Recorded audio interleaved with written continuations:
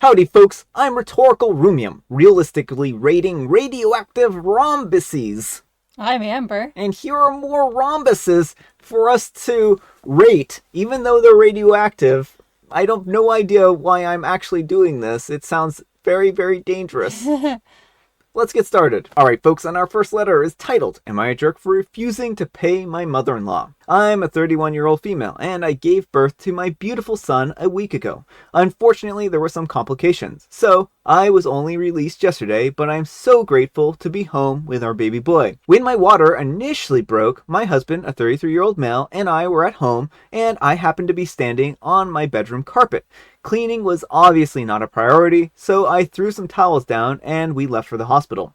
During the time that we were in the hospital, my mother-in-law, a 59-year-old female, kindly offered to feed our dogs for us, and we were very appreciative of her help.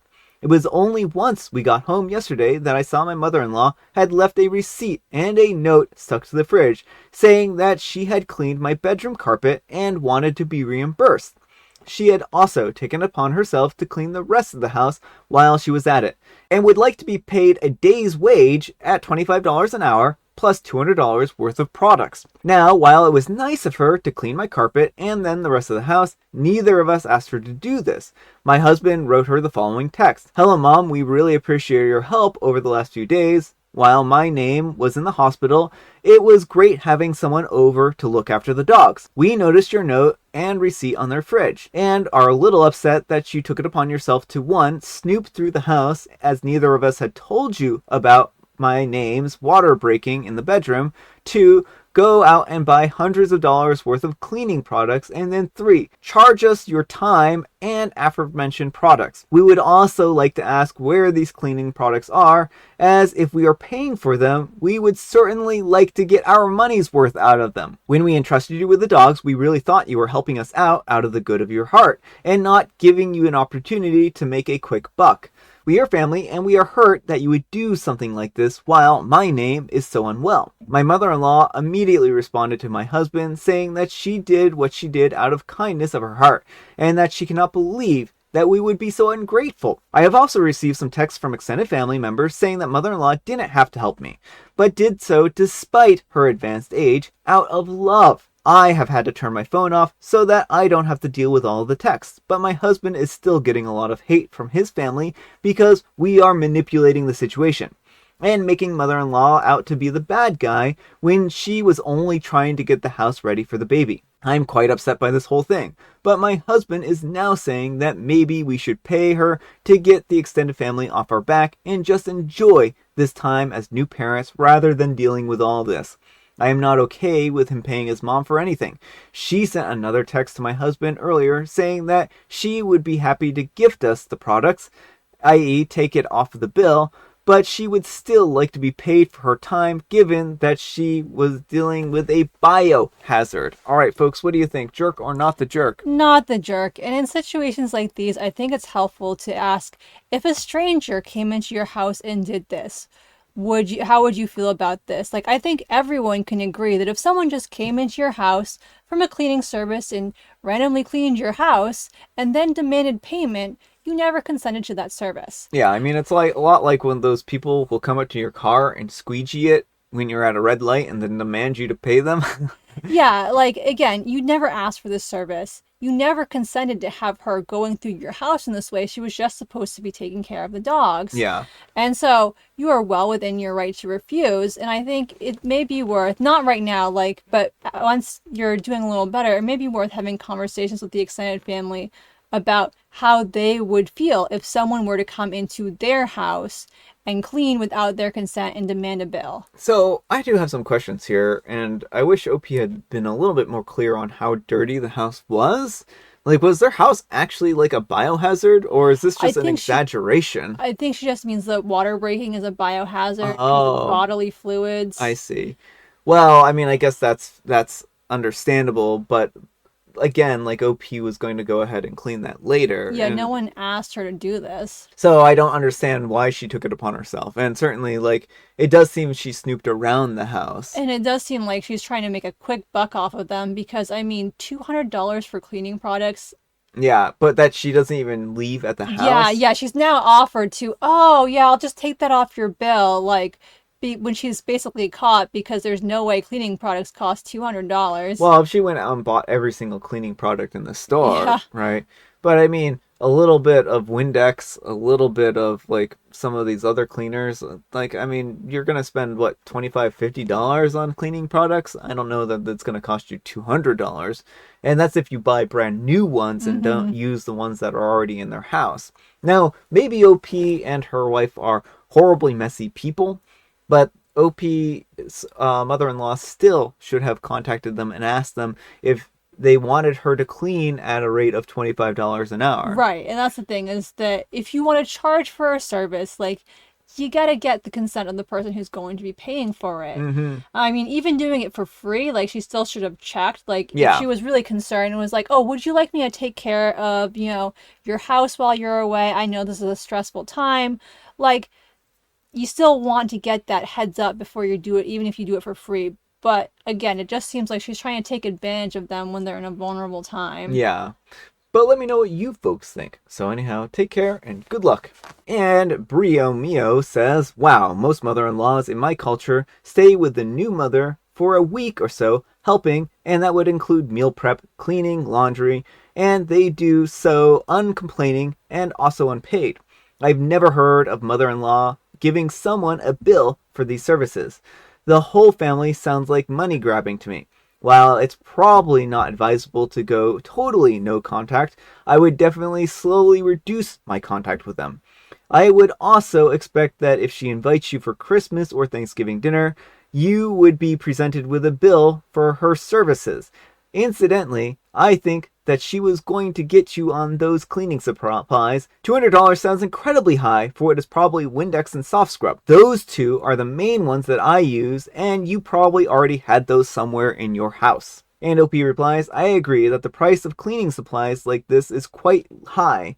I already had a general home cleaning supplies, which she could have used if we had wanted her to clean. But she is saying that she also rented a carpet cleaning machine. I haven't looked up the prices of those, but I can say that I haven't seen a receipt for that.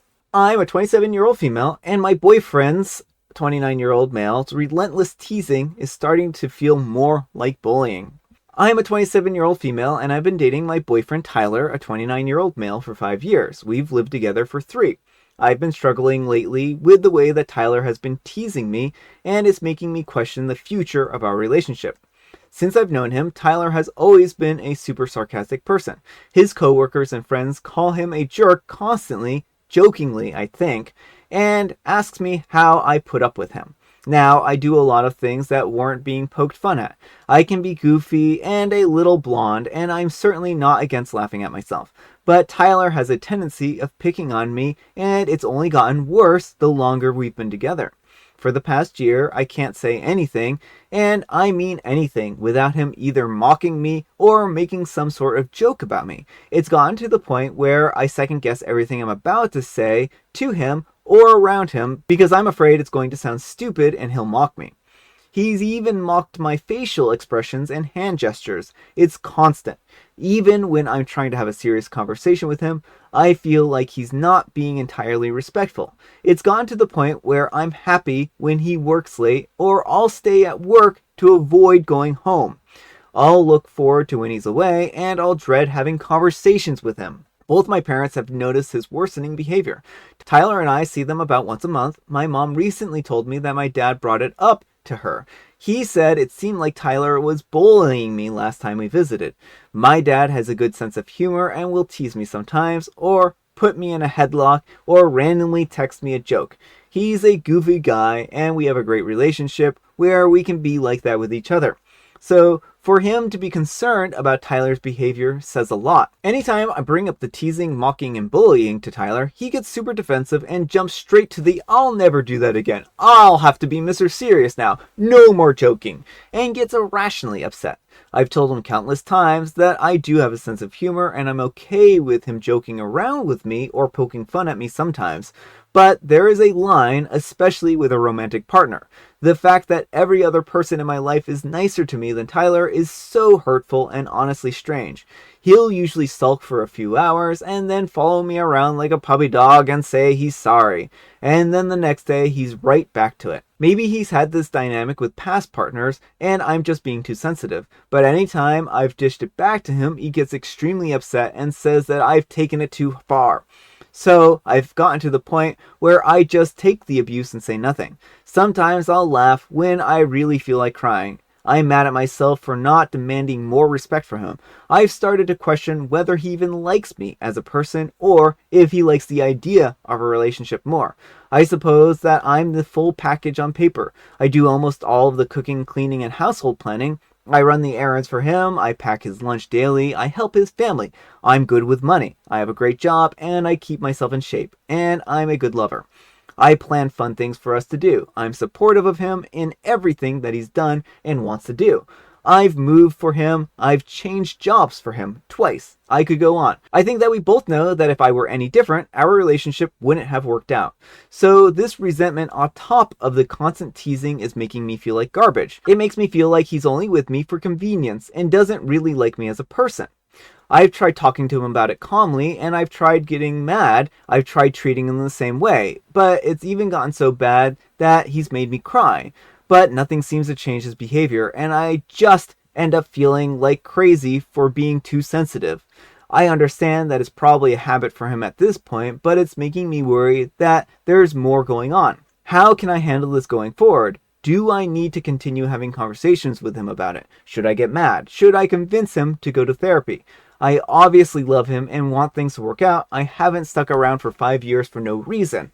But with his behavior getting worse, I don't know how much more I can take. Alright folks, what do you think of this one? What advice do we have for OP? OP, I'm so sorry. This is how things have turned out for you.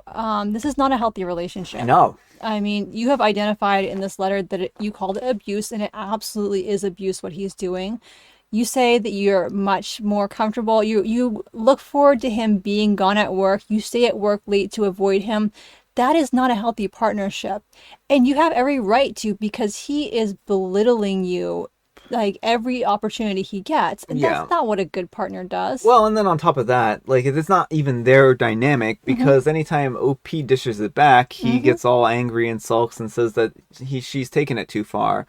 Now, I think that he does need therapy. Whether or not OP should stay in this relationship is an entirely different matter. I'm not sure that OP should stay in this relationship. No, I don't think there's any salvaging it because you have tried to approach the issue in like every way possible. And he has a pattern of behavior. He gets upset, he sulks, and then he makes his apologies and then he goes right back to it. A partner who legitimately wanted to change would show an effort to change for longer than that. They might still like slip up every now and again, but it's consistent. It's like the next day he's right back at it again. He has no desire to change. He has no respect for you. He doesn't care that he's hurting you. Yeah, and I mean, I know OP says that they've been in this relationship for 5 years, but that's the sunk cost fallacy talking right there. You've put a lot of time, money, and energy into this relationship, and it's hard. You know, it's easy for us to sit here and be like, oh, you should just break it off, but it's not a healthy relationship, and I understand that it feels like it's a lot to ask to break off a relationship, but when somebody is constantly making you cry and feel like you can't be around them and don't want to talk to them and don't want to interact with them, you have to realize that you're not in a relationship with this person anymore. You're just a punching bag for this person. And again, like you said, you look good on paper because you are good and you are worthwhile and you shouldn't have to deal with this. Well, exactly. And it doesn't sound like he's contributing anything to the relationship. He's trying to tear you down so you feel like you always have to be the perfect girlfriend. And then if you're not, it's your fault that he does X, Y, and Z, but you're basically paper perfect and he's still abusing you. Yeah. And that just goes to show that with abusers, like, it doesn't matter how good you are. You can be perfect. And no one should have to be perfect, but you can be perfect and an abuser will still abuse you. Yeah. But let me know what you folks think. So anyhow, take care and good luck, OP. All right, folks, it is tea time. Grab your beverages of choice. I've got some tea right here. And Amber, she has a joke. What do you call a person who makes movies about ghosts? What do you call a person who makes movies about ghosts? I can tell you exactly what you call them. You call them a director because that's what they do, right? Or maybe a boo director? I don't know. A specter A director. specter director. I was close on that. I was pretty close on that. And I have licorice spice. All right, folks, that's all the time we have for today. Thank you so much for watching. Happy Wednesday, hump day. It's halfway through the week already. Can you believe it? Amber, we need some kind of moral advice and or guidance, and please have it the slogan for a cleaning company. Best cleaning service. And we ask before you clean your home, unlike your mother-in-law. Yeah, I think that's a good one. Thanks so much for watching, and we'll see you all tomorrow. Bye.